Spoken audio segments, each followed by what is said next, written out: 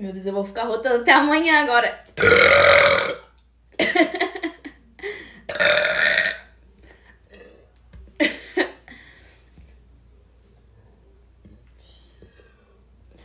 Pra finalizar.